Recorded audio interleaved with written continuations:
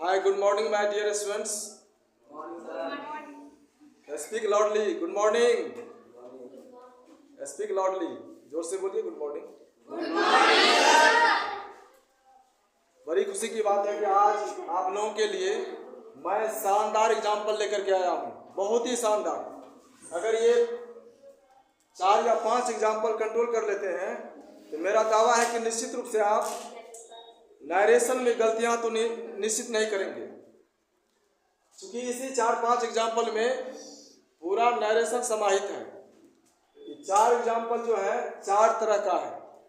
इसमें सब आपको आइडिया आ जाएगा कि कैसे हमको नरेशन के क्वेश्चन को सॉल्व करना हो, चाहे ऑब्जेक्टिव पूछे या किसी कंपटीशन में आपको बनाना हो, निश्चित रूप से आप बना लेंगे।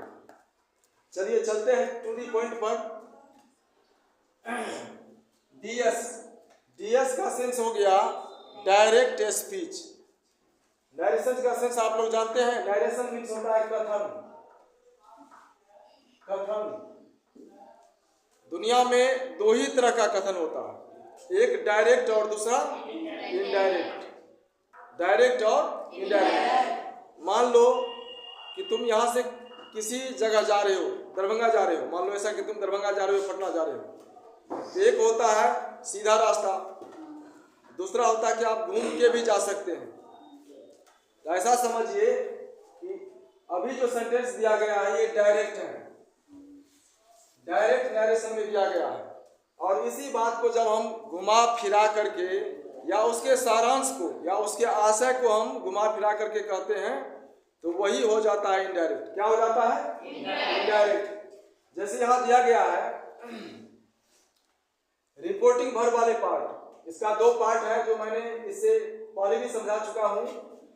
रिपोर्टिंग वर्ब वाले पार्ट और रिपोर्टेड स्पीच। रिपोर्टिंग वर्ब वाले पार्ट में सब्जेक्ट भी है, रिपोर्टिंग वर्ब भी है और ऑब्जेक्ट भी है। जैसे यहाँ है दे से टू मी, दे से टू मी, वे मुझसे कहते हैं, वे मुझसे कहते हैं। वी हेल्प यू, हम लोग तुम्हें मदद करते हैं, हम लोग तुम्हें मदद करते हैं। चलिए इसको पहले सॉल्व कीजिए। से टू को बदलना है टेल में। से टू को किस में बदला जाता है? टेल में बदलना है। लिखिए दे टेल मी। और इससे पहले भी मैं बता चुका हूँ, कॉमा और अंडर इन्वर्टेड कॉमा को हटाने के लिए दैट आता है। और दैट का काम क्या है? दोनों पार्ट को जोड़ना, कनेक्ट करना। यही तो मेन चीज है। डायरेक्ट से इनडायरेक्ट में बनाएंगे तो दैट बीच में आएगा ही। किसी किसी पार्ट में दैट नहीं आता है, जिसमें दैट आ जाएगा। दैट से क्या किया हमने? दोनों पार्ट को कनेक्ट कर दिए। अब ये देखना है कि रिपोर्टेड स्पीच का सब्जेक्ट किस पर्सन में है, फर्स्ट में है कि सेकंड में है। वी दिया गया, वी कौन सा पर्सन हो गया? फर्स्ट पर्सन हो गया। फर्स्ट पर्सन हम लोग सब्जेक्ट के अनुसार चेंज करते हैं। मैं बतला चुका था SON 1 2 3। फर्स्ट पर्सन सब्जेक्ट के अनुसार, सेकंड पर्सन ऑब्जेक्ट के अनुसार, थर्ड पर्सन में कोई चेंजिंग नहीं करना है। तो वी को हम लोग चेंज करेंगे सब्जेक्ट के अनुसार। आपके पास सब्जेक्ट क्या है? दे है। यहाँ क्या आ जाएगा? दे आ जाएगा। अब देखना यह है कि सब्जेक्ट रिपोर्टिंग वर्ब क्या है। रिपोर्टिंग वर्ब सिंपल प्रेजेंट में दिया गया है तो आगे का टेंस बिल्कुल नहीं बदलेगा। क्या नहीं होगा? जब से रहे, सेज रहे, आगे का टेंस, रिपोर्टेड स्पीच का टेंस बिल्कुल नहीं बदलना है। अगर बदलते हैं तो गलतियां हो जाएगी। दे अब क्या हो जाएगा? Help, they help. अब इसमें भी ऑब्जेक्ट है, यू है। यू कौन सा पर्सन हो गया? Second person. इसको कैसे बदलेंगे? यू को बदलेंगे ऑब्जेक्ट के अनुसार। ऑब्जेक्ट का आपके पास मी है, यहाँ क्या हो जाएगा? मी। क्या हो जाएगा? Me. They tell me that they help me, they tell me that they help me. कोई प्रॉब्लम है इसमें? अब सेकंड एग्जांपल पर चलते हैं। सेकंड में फर्स्ट से बिल्कुल चेंज है। फर्स्ट में रिपोर्टिंग वर्ब से था, सेकंड में है सेड। फर्स्ट में से था, सेकंड में सेड। मैं बतला चुका हूं कि जब ये सेड रहेगा, आगे का जो सेंटेंस है रिपोर्टेड स्पीच, इसका टेंस बदल देना है, बदला जाता ही है। अब देखिए इसको बनाइए, ही। अब सेड टू को किस में बदलेंगे आप लोग? सेड टू को बदला जाता है टोल्ड में, हमेशा याद रखिए। सेड टू टोल्ड में बदला जाता है। He told me that. He told me that. अब I कौन सा पर्सन है? फर्स्ट पर्सन है। किसके अनुसार चेंज करेंगे? सब्जेक्ट के अनुसार। सब्जेक्ट आपके पास क्या है? ही है, यहाँ ही देना है। He told me that. He, अब मैं बता चुका हूं कि इसका टेंस बदल जाता है। एम है, किस में चला जाएगा?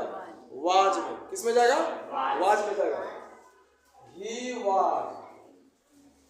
अब देखिए यहाँ क्या है? योर। यू का रूप है ना, ये भी सेकंड पर्सन के रूप में आता है। इसको कैसे बदलेंगे? ऑब्जेक्ट के अनुसार। मी आया, यहाँ कौन सा हो जाएगा अपना के लिए? My. He was my friend. Under inverted coma गायब हो गया, क्यों? क्योंकि यहाँ डेट आकर के क्या किया? दोनों को कनेक्ट कर दिया, दो जोड़ दिया। केवल फुल स्टॉप से काम चल जाएगा। और एक बात हमेशा ध्यान में रखना है, जब ये दोनों सेंटेंस कनेक्ट हो जाए, सब्जेक्ट यहाँ का स्मॉल लेटर से लिखा जाता है। किससे लिखा जाता है? स्मॉल लेटर से लिखना है।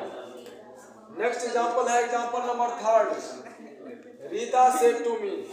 Rita said to me I love you. Rita said to me, Rita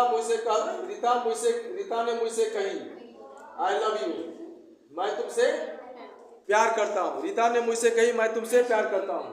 अब इसको चेंज कीजिए। Rita told me that. Rita told me. अब यहाँ क्या देना है? दैट। इसमें भी फर्स्ट पर्सन है, इसके अनुसार चेंज होगा। सब्जेक्ट में क्या है? रीता। रीता के लिए क्या यूज करेंगे? ही या सी? यहाँ सी लीजिए। अब जो है सेड है तो ये पास्ट फॉर्म में चला जाएगा। क्या हो जाएगा? लव्ड हो जाएगा। सी लव्ड। अब ये सेकंड पर्सन है, किसके अनुसार चेंज करेंगे? ऑब्जेक्ट के अनुसार। ये नियम है, ऐसा चेंज करना ही होता है। अगर चेंज नहीं करेंगे तो निश्चित रूप से आप गलती करेंगे। यहाँ क्या हो जाएगा? मी। कितना आसानी से बदला जा रहा है। Rita told me that she loved me. Rita told me that she loved me. अब नेक्स्ट सेंटेंस है एग्जांपल नंबर 4। एग्जांपल नंबर 4 पर चलते हैं। ही सेड टू मी, आसानी से आप लोग बना सकते हैं। He told me that. He told me that. अब देखिए इसमें कहा गया है ही सेड टू मी, उसने मुझसे कहा आई कैन हेल्प यू।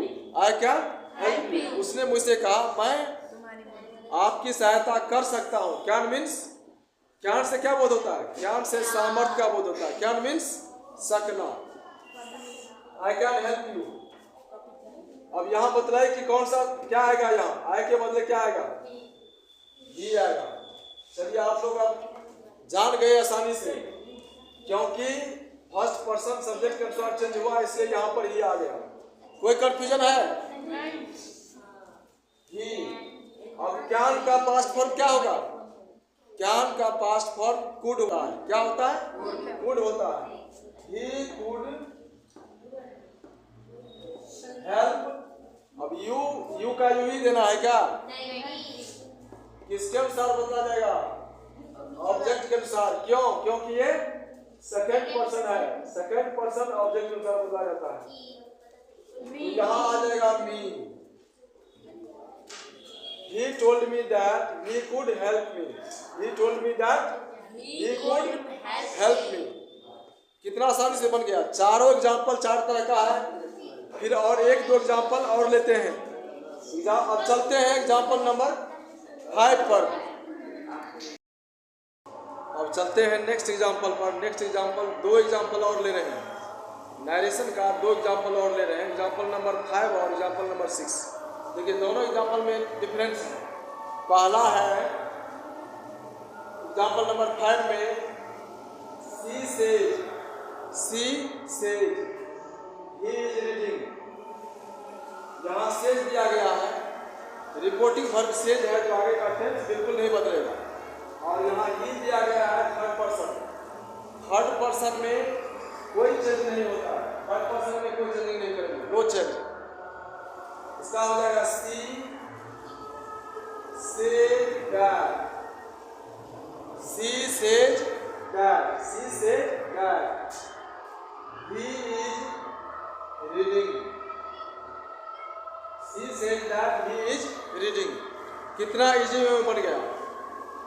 अब लास्ट एग्जाम्पल है एग्जाम्पल नंबर 6 में दिया गया है he said the earth is round। एक बात हमेशा ध्यान में रखिए, जब ये यूनिवर्सल ट्रूथ रहेगा रिपोर्टेड स्पीच का टेंस बिल्कुल नहीं बदलेगा।